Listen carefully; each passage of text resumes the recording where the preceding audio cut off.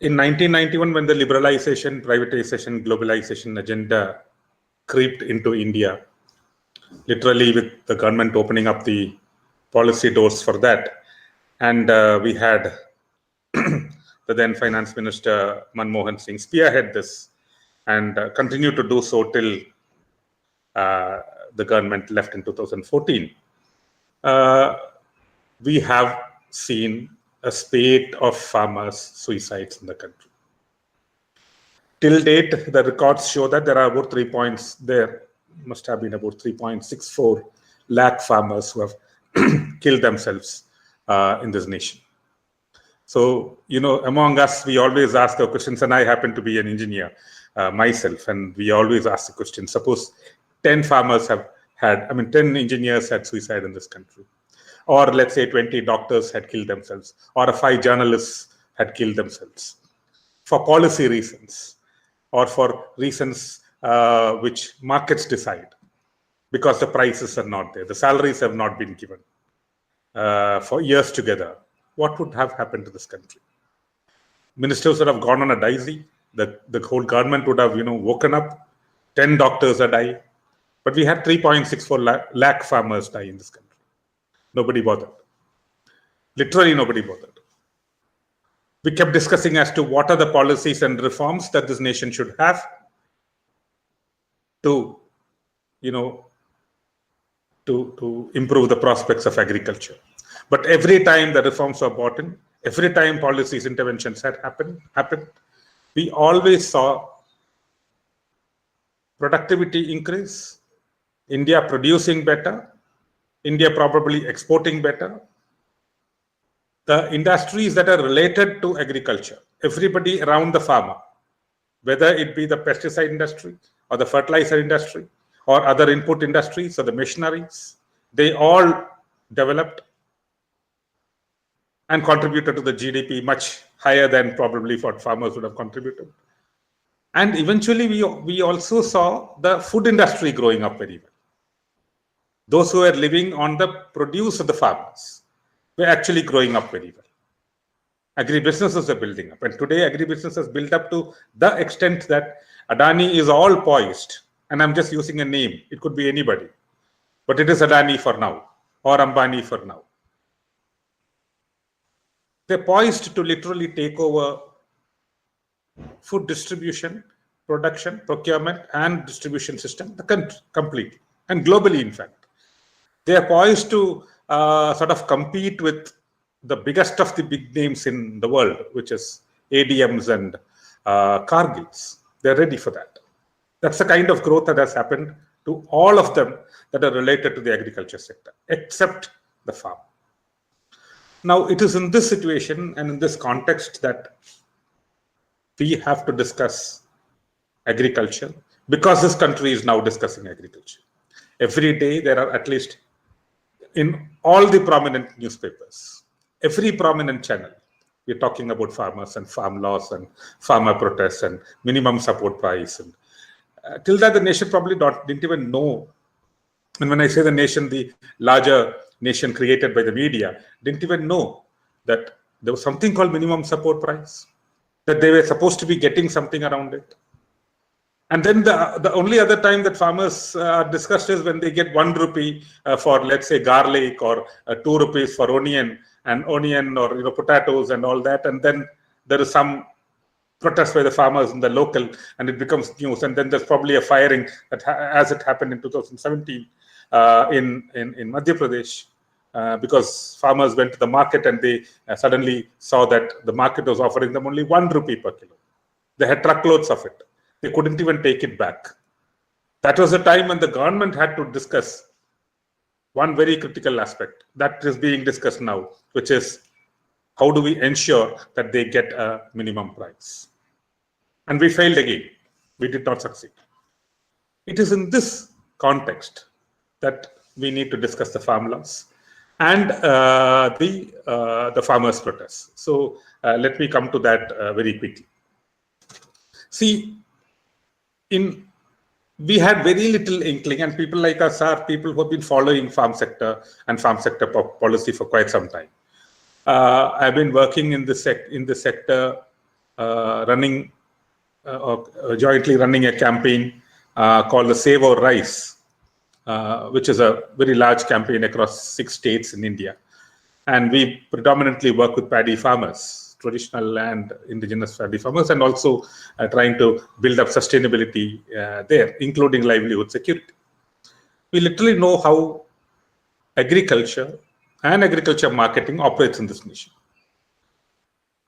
All of a sudden, this country, just like we saw the demonetization, just like we saw the sudden lockdown where you suddenly had not even thousands, lakhs of menial workers, marginal laborers from cities go back into their villages. They were primarily agricultural refugees in this country. They had moved from the villages to the cities in search of jobs because villages were not providing for them anything, any remuneration worth their efforts. And the essential, the problem was that these were also farmers. A large number of them are small marginal farmers, and they had land, and they have all now gone back to their very small land holdings to do whatever possible and then be able to survive. Are we trying to do something to ensure that they are surviving? That is the case. Now it is in this context, and then we had Corona had hit us, and then the government was suddenly thinking that we have to reform in such ways that Atmanirbhar Bharat can be achieved.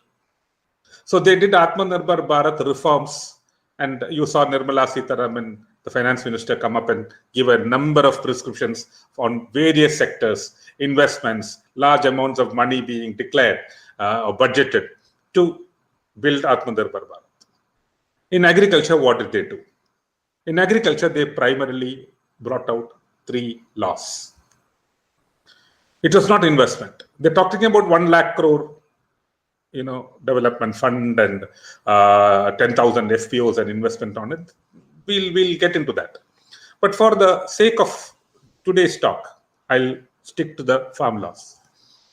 See, the 3 farm laws were brought out. Now we'll go into the details of the farm laws, but before that, the government called it historic and revolutionary. The farmers believe this will harm them and actually benefit the agribusiness corporates. They're naming 2 of them also. They're naming Adani and they're naming Ambani. And they are also demanding a 4th law. You take out the 3 laws or repeal the 3 laws, and let's have a 4th law, which will ensure a statutory right, which means that it will make minimum support price a statutory price, a legal right for the farmer. This basically means price protection and ensuring incomes. Now, this surgical strike is what I would call the surgical strike kind of operation that happened in the agriculture sector by the Modi government. Also saw an unjustifiable, unprecedented urgency with which these bills were brought on June 5th, 2020. Obviously, there were lots of mistrust, serious skepticism. And then when people went into the bills, they found the reason for it. They found that the bills were not something that were targeting farmers at all. The rhetoric was there. The rhetoric was farmers will be allowed to sell anywhere and everywhere and we will look at whether they are able to or can do that. And that they will gain better incomes and better prospects because the markets will deliver. And then they also said that we are opening up the stocking sector, so anybody can, the big corporates can really stock a lot and hence, gain in terms of exports and value addition, value chains, and move up the value chains. But what essentially happened after this was when farmers' organizations, which were largely splinter groups across the country, they were not uniting. They all came together, and after months of protests and coming together, literally that, they were collectively protesting at the end of the day. We found that these bills had problems which were probably much beyond what the bills explicitly state by the name of it or the inside text of it. That is because they were going to be applied on a landscape, on an agrarian landscape, which the government either seemed to have no clue about at all, or which was purposefully done to help a few at the cost of the farmers. Now we'll go into that. Obviously, after all these protests, the government was completely, ignoring it, and then they brought it into the parliament. And we all saw what happened in the parliament. The Lok Sabha, which should actually take the bill and put it into a parliamentary standing committee and then open up for public discussions. 90 days is usually given for public to respond, and then the amendments that can happen. Nothing was done. It is bulldozed through the Lok Sabha. And then what happened in the Rajya Sabha? They did not even have the majority to actually pass this in the Rajya Sabha.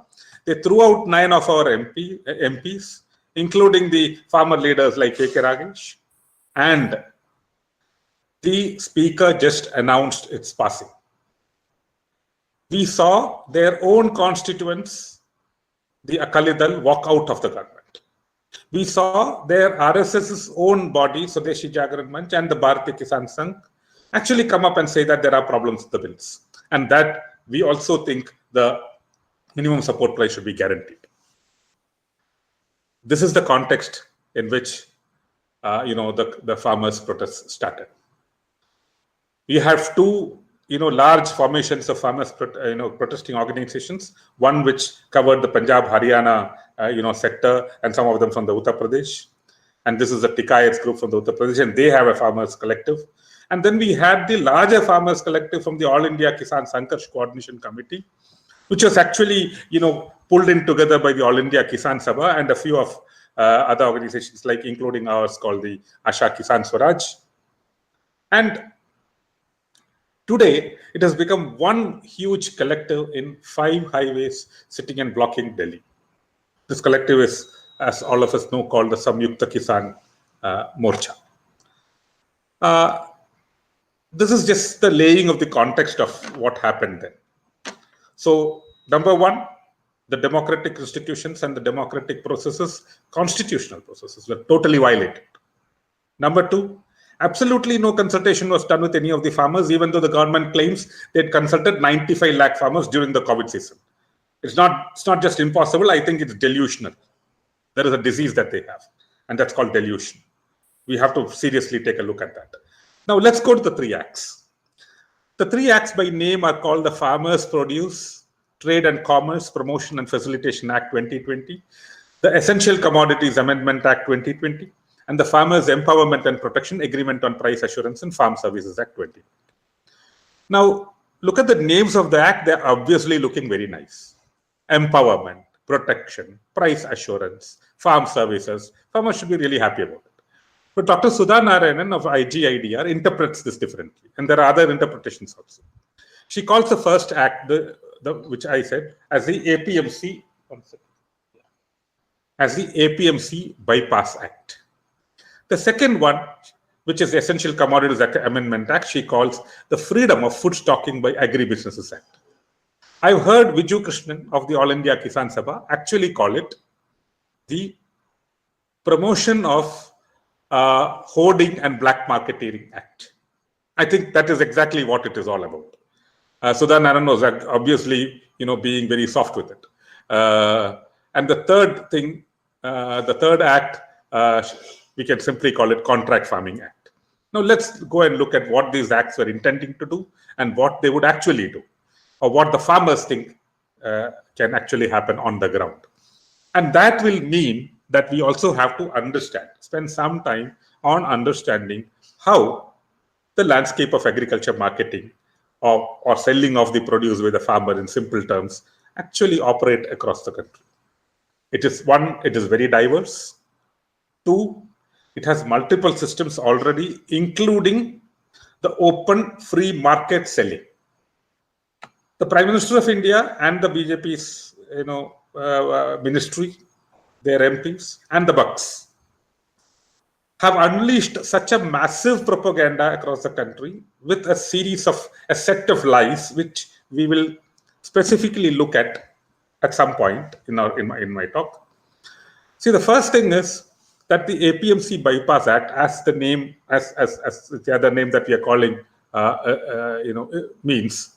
Its stated purpose is to create an ecosystem where farmers and traders enjoy freedom of choice, facilitating remunerative prices through competitive alternate trading channels. Look at the way the preamble of it is written. Promote efficient, transparent, and barrier-free interstate and intrastate trade and commerce. And here is the catch: outside the physical premises of markets or deemed markets notified under various state agriculture produce market legislations. And that very point, they violate the Constitution. Schedule 7, List 2, which is a state list. Number 14, agriculture is a state subject. Agri-marketing is a state subject. They have no way of making a law which explicitly states that you're talking about outside the physical premises of markets, creating a complete marketing system which is free, which is open trade, which is unregulated, and which is unmonitored, outside an already regulated system which is right now functioning in the state governments. This is the most important reason for which farmers in Punjab and Haryana are on the streets, because they know that the moment you have a completely free, barrier-free operating process of marketing outside the mandis and the agriculture produce marketing committees, which have been established under acts of the state government, the moment you do that, the mandis and the APMCs collapse. Now they collapse because there is diverse systems in various states as to how it is operated. You go to a mandi, you will see farmers bringing their produce in huge tons. There are specific mandis also, the vegetable mandi, the wheat mandis, there are paddy, specific mandis for paddy, and you're also having mixed mandis in regions like that. Now, when you go to a mandi, the farmer is taken in there, comes there, and then there is a whole process that sets in. There are traders sitting there who are licensed traders, and they have paid license fees. And there is also commission agents who do the linking between the farmers and the traders. And in almost all the mandis, the process is auctioning, either a secret auctioning, or which we call the closed one, or an open auction. And interestingly, in all these systems, and when I'm saying this, there are diverse systems across the country. And we must also acknowledge the fact that there is a lot of mismanagement. There is a lot of, traditional systems which need to be really modernized probably. There is a lot of reforms that is needed in the mandi systems and the agriculture produce marketing committees and all that. But nevertheless, as per most of the state's laws of APMC, the control of the APMCs are still with the farmers, because the APMCs would consist of farmer representatives, traders, and the government representative, but the majority would be farmers. Now that gives them a control over too much of exploitation. Now, why was APMCs and mandis formed in this nation? It is quite an old system. It is at least 80 years old. And in the 1940s and all, when in the same region we had production coming in and farmers were bringing their produce and traders were just giving them some price, and most of the time, cheating them and the farmers were really not gaining prices.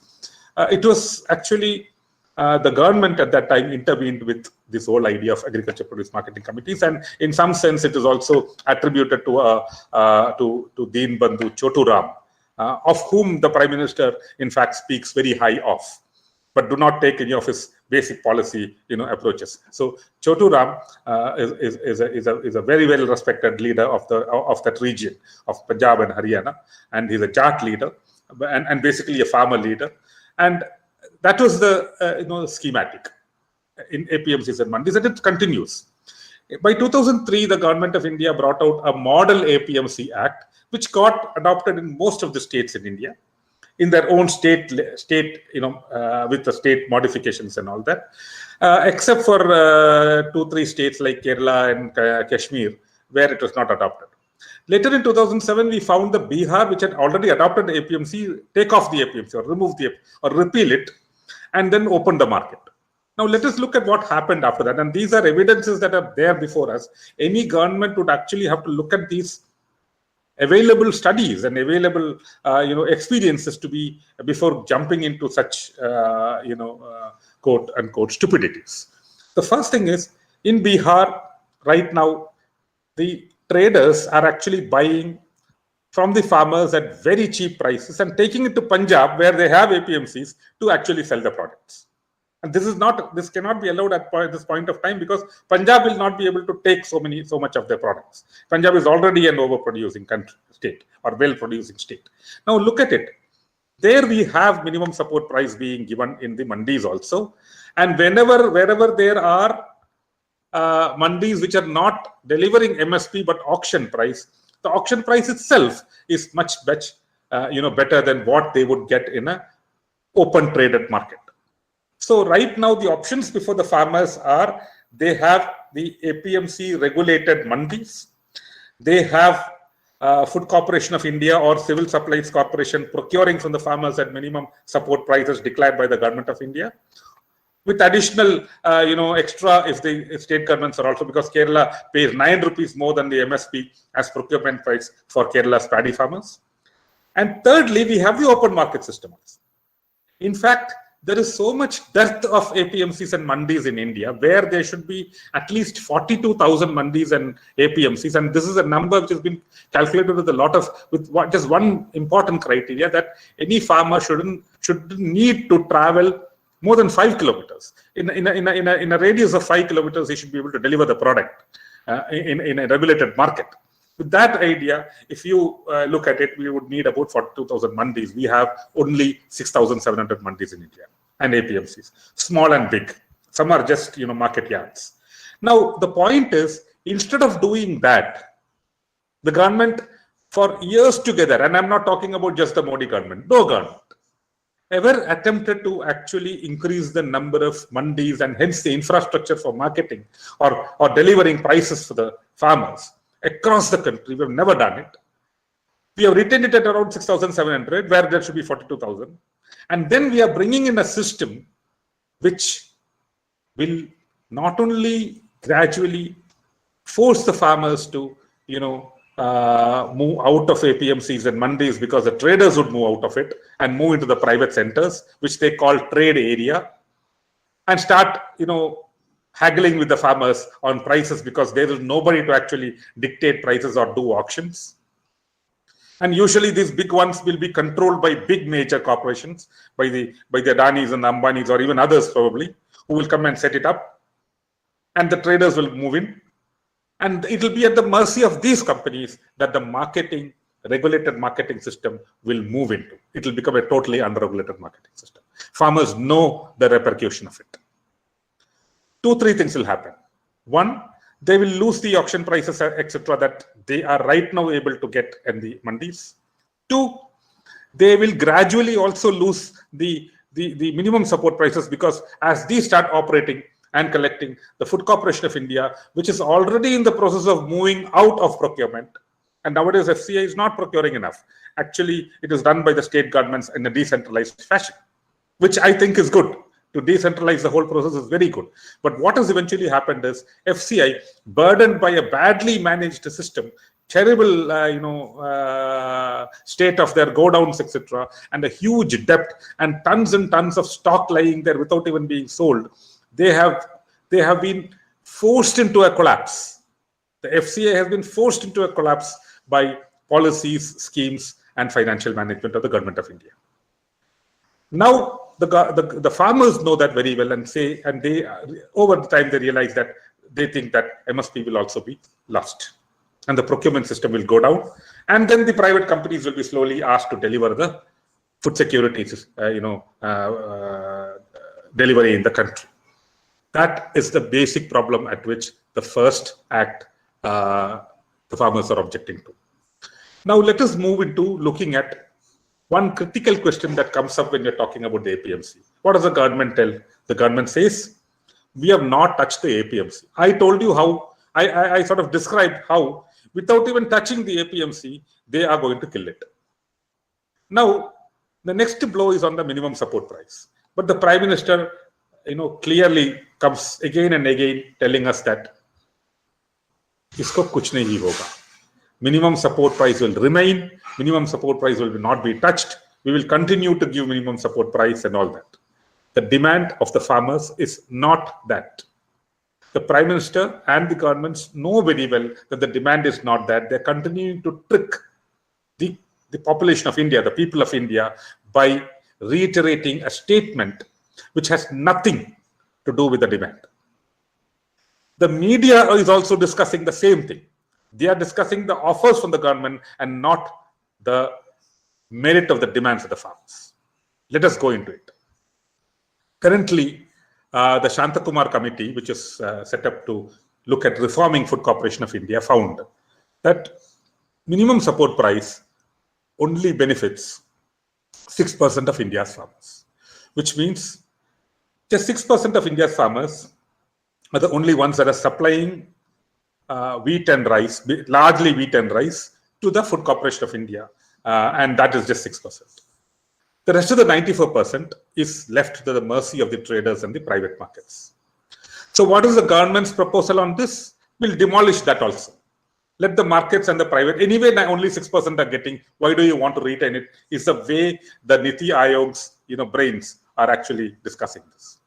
Whereas the records and the data actually show that wherever farmers are able to give at minimum support price and the government is procuring, you are seeing income at a higher level. Look at Punjab and compare it with Bihar. Bihar, the income is, the average monthly income of the farmer is around 7,000, whereas in Punjab it's about 20,000.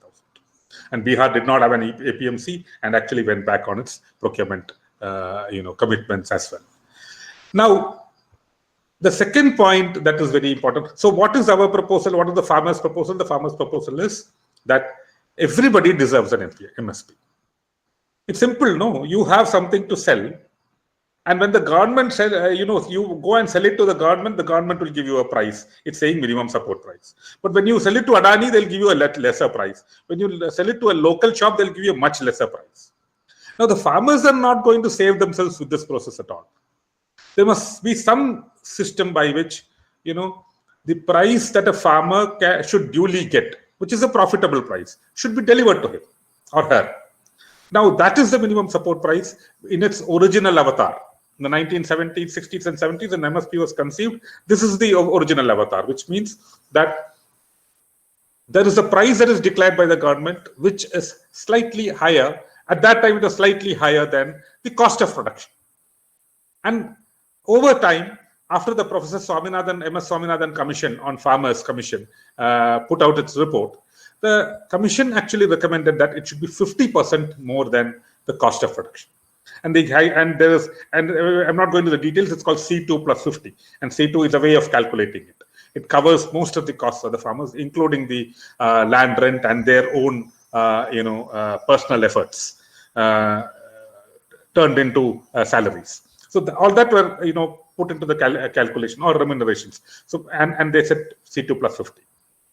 Now the point is, if you do C2 plus 50, and then government is now almost doing it, but not enough. They're still sticking with an A2 plus FL plus 50%, which is not the method that Professor Swaminathan recommended. But nevertheless, not going to those details.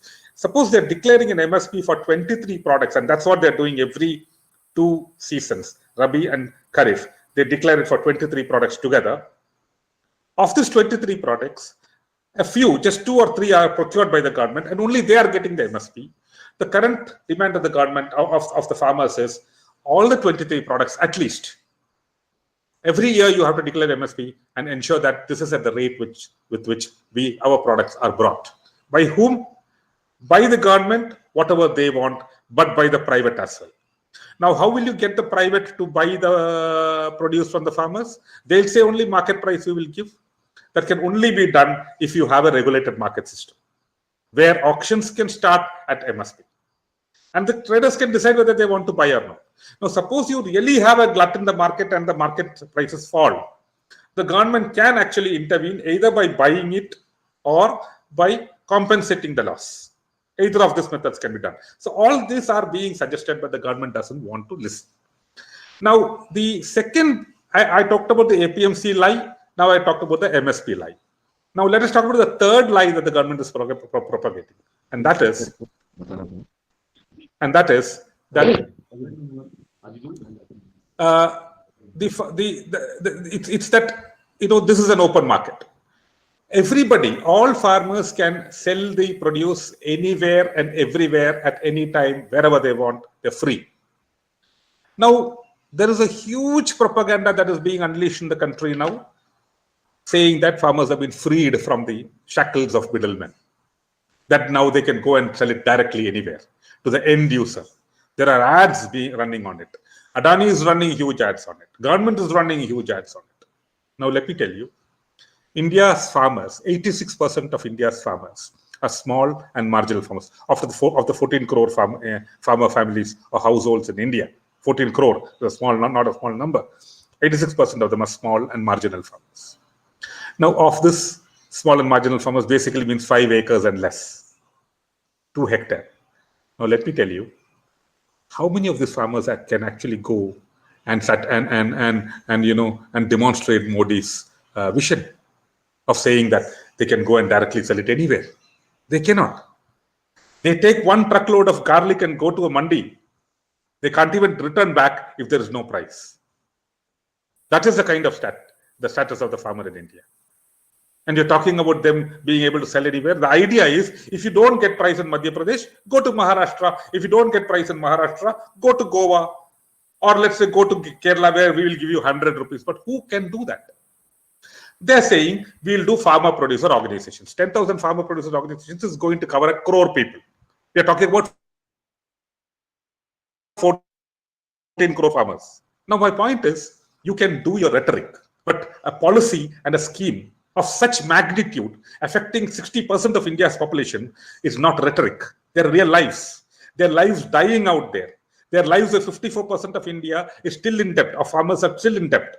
Their lives on a farming population whose monthly income is around 6,000 rupees nationally, national average, of which 17 states, it is just 1,666 rupees per month. 2016 statistics I'm talking about.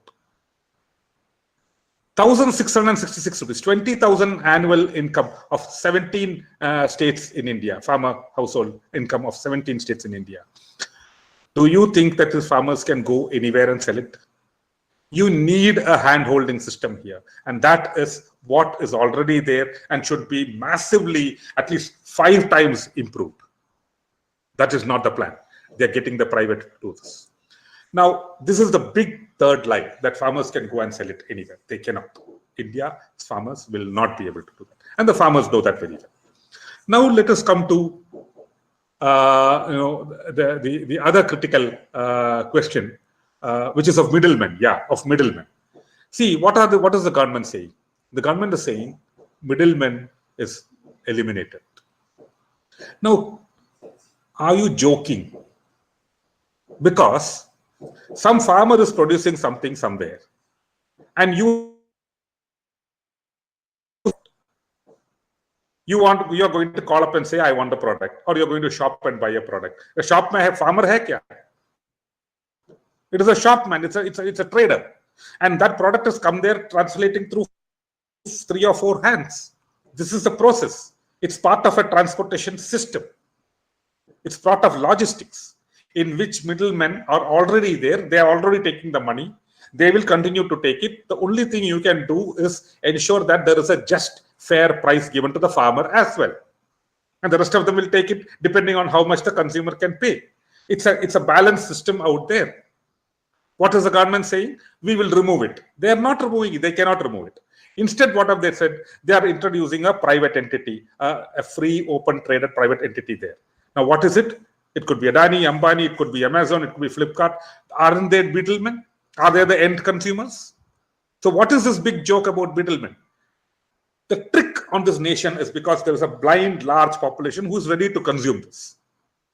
And we, some of us are sitting here struggling to tell the country that some of the most basic, sensible things, very simple to understand things, totally logical to even the little child, we are forced to, argue this with the Prime Minister on down to the smallest, supporter of the government's demented agenda. So the point is, this is largely what is about the first act. Now, I have various kinds of questions that can come up on this, which I think we will handle later. But let me go into the second act, which is the hoarding one, the act which is Essential Commodities Act, amendment of the Essential Commodities Act. See, the Essential Commodities Act is a 1955 act. Now, basically, this act was brought in to help two things. One, help food security in India, ensure massive production. So, 23 commodities which are essential were brought into the purview of the act, and we basically said that these are protected products because India needs it. India's consumers need it. So there are two things that have been done. One, the farmers have to produce enough of it, and we will remunerate. And two, the consumers have to be able to buy this at tolerable or affordable prices. And in between, there is something else that can happen, and I was talking about middlemen and all that. There can always be a middleman, or an agent, or the farmer himself, or a trader, or a big stockist, who can just massively procure it and hoard it. So the government put a limit on the stocking in such a way that inflations don't go up. It's a very simple thing. And this largely covers food products, cereals, pulses, potato, onions, or not all vegetables and all that, the critical ones, edible oil seeds, oils, etc.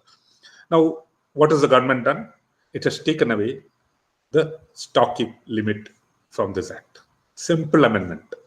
No more stocking limit for cereals, pulses, potato, onions, edible oils, seeds and oils. Every year, we see onion prices shooting up to 120, 130 rupees. Every year, we also see onion prices going down to 2 rupee, 3 rupee, 5 rupee. For the farmer, I'm saying. Now, when is the price coming up? Because the hoarders have hoarded it, and then they hiked up the prices, and then they release in the market.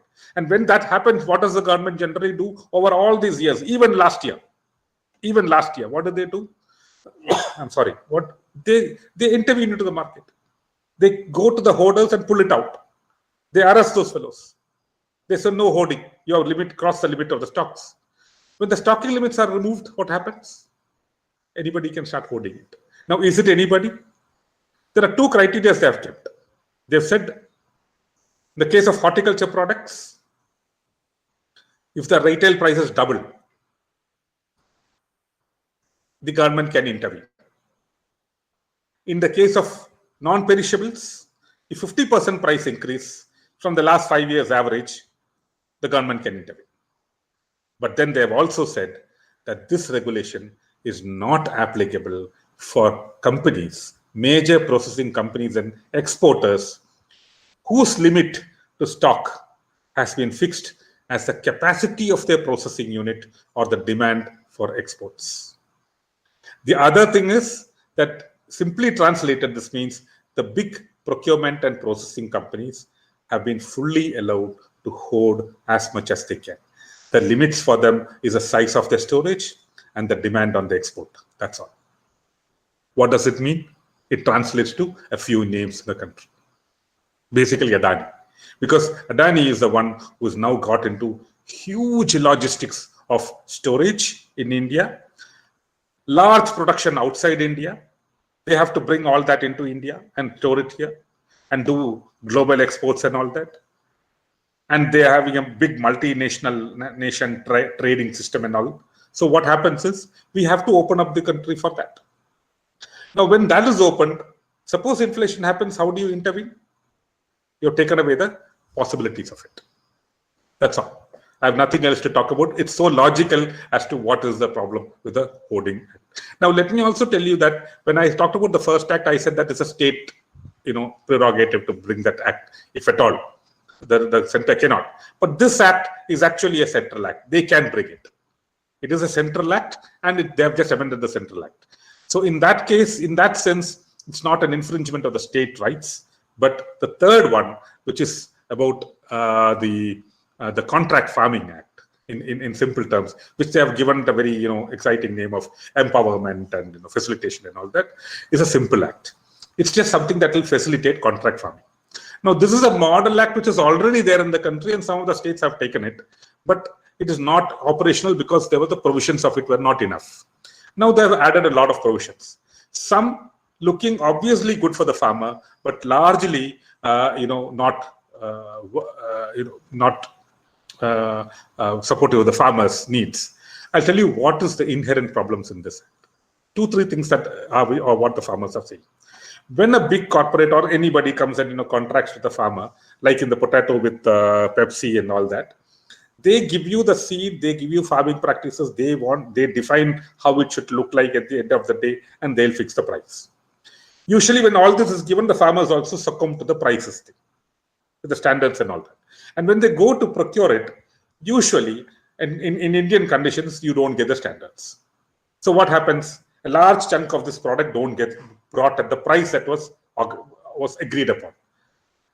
They will say, we'll give you for this much percentage the price, and for the rest of it, it will be like 50% price. All this kind of negotiation happens. And the farmers, if after all this production and investing of money, they somehow want to sell it and go off. This is what happens. Now the government is wanting to empower the farmer with the act, which will, sort of allow them to be protected in some sense. But what is the protection mechanism? It goes up to the SDM and not to the court, because explicitly in the act it is said that the farmers cannot go to the court. Second thing that they are talking about price assurance, but they are not talking about a minimum support price. They're only talking about a price assurance, which the corporate will assure and the farmers can get. And they have added a lot of provisions for that, how to get it. But all of it will go into arbitration. All of it will go into legal, tangles. And when it goes into that, it is the SDM which is the final word. And how SDMs and the system and the government systems operate in the country, how fast they can deliver it, and how busy SDMs are even otherwise, and they're putting it on their head. And this doesn't work. Literally doesn't work. If at all it works in the contract or the ones buying it. Now let me sort of now try and conclude my session, because I've talked about the 3 problems with the 3 acts. Now largely, and we can take questions. But see, there are 2 things that I want to bring to your attention. I talked about farmers' plight. See, one very important thing, which was a study, and I'll quote 2 studies, one sort of informal, but one very formal study. Sorry. This is the 2019 ICRIER OECD study, which we keep quoting. And in this study, it's a 16-year data, and they found that this data spans from 2000 to 2016, and they found the prices at which farmers sell their produce or are forced to sell their produce in India, and what they should be actually getting, suppose it was MSP or a realizable price. And they found that the loss that the farmers make comes to about 45 lakh crore. Now, this, if you divide into 16, it will come to about 2.8 lakh crore per year. Essentially, what this means, and this is what this the authors of the study are also saying, is that this is nothing short of plundering of the farmers to keep the prices low for the sake of the consumers, you and me. So some of us have to really, all of us in India have to really eat food at a low price. But the farmers are not given a price compensation. They are also being fleeced by giving a much lesser price, much lesser than an MSP or what they can profit from. And hence they are at a loss of this much amount. Now, what is the solution for it? The solution for it is simple. You give them the price they deserve, which is right now you have a calculation for it. It's called MSP. Now, how do you ensure that price? You set up mechanisms in the country whereby ensurement can happen. And that is the critical question which now comes, where farmers are now demanding a minimum support price as a statutory right. Now, what is the second study? The second study is an All India Kisan Sankarsh Coordination Committee study of 2018. They looked at 7 crops in the Kharif season and found that they compared it to the MSP prices and the prices that actually farmers got, and they found that there was a whopping deficiency of 2 lakh crore. So obviously the 2.8 lakh crore of the earlier study is just not adequate. It's probably much, much bigger. And they call this Kisan Ki Loot. And they actually organized a Kisan Mukti Sansad at the Parliament Street and released a act or a bill which they call the Farmers' Right to Guaranteed Remunerative Minimum Support Price for Agriculture Commodities.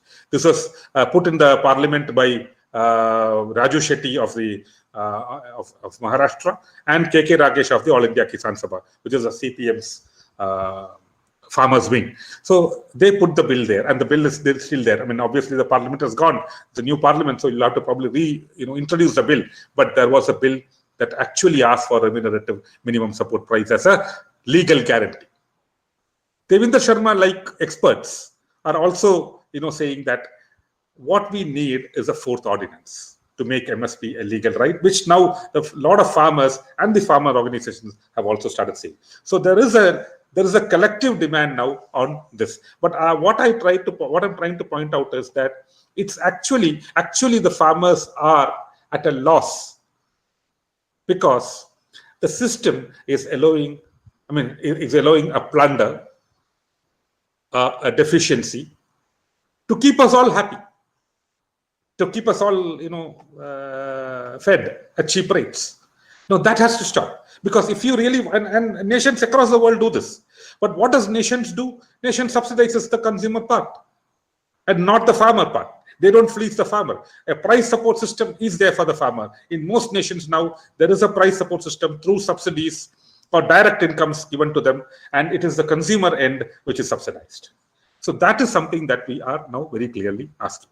The last point, I wanted to say is, see, government, the Niti Aayog, Amitabh Kant, all of them come and say 1991 moment in agriculture.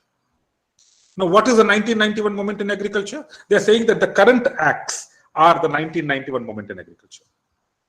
What does it mean? It means that it is going to unleash a revolution as big as the liberalization, privatization, globalization revolution, WTO and all that. But let me, remind all of you that for the farmers, the 1991 moment also led to the worst ever agrarian crisis. Increasing farmer deaths, the lives of 3.64 lakh farmers who died, the 40% of farmers who want to get out of agriculture, the 70 million agricultural refugees who have moved from 70 lakh agricultural refugees who moved from villages to cities, and suddenly you saw them all going back. They're refugees. So this is the 1991 moment, and that's nothing to celebrate about. See, agriculture was the center stage of India. Even today it is. You collapse the agriculture sector, you crash the agriculture sector, every other sector will collapse because this feeds into the industry sector and the service sector. In fact, all these sectors have now collapsed economically. It's just the agriculture sector with its subsistence nature which is holding on. Basically because its size, huge, its diversity, massive diversity, its inherent resilience, poor farmers holding on to their land. Even if you don't get an income, they're still holding on and dying, but they live there. Deep belonging to the land, subsistence nature of the population itself. That is the strength of the Indian agriculture. That's why we still have, at the worst of the COVID, we still had production. But the corporate India, the transformational specialists in the Niti Aayog, they call themselves the transformationalists. Economists who haunt the corridors of Delhi are not able to fathom the strength and depth of the agrarian system. In fact, they are not even able to fathom the strength of the farmers who have now come on the streets. Even today, I think the farmers' negotiation has collapsed. The government doesn't want to listen. So, unfortunately, we have a warlord sitting up there, literally listening to all these people and implementing an agenda for somebody else. The victims are this time the Kisans and the Annadatas. I stop here. I think we'll now open up for questions. Thank you very much.